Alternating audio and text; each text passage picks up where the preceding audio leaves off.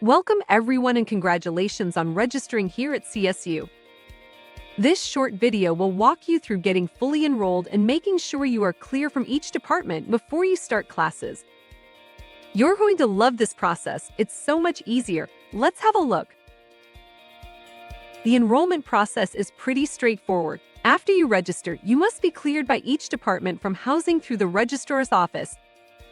All of this communication is through email, so keep an eye out for emails giving you more information about approvals or if there is something else you need to provide.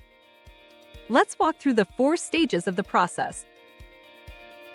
The enrollment process will go through 4 stages of approvals, so look for confirmations from each of the departments.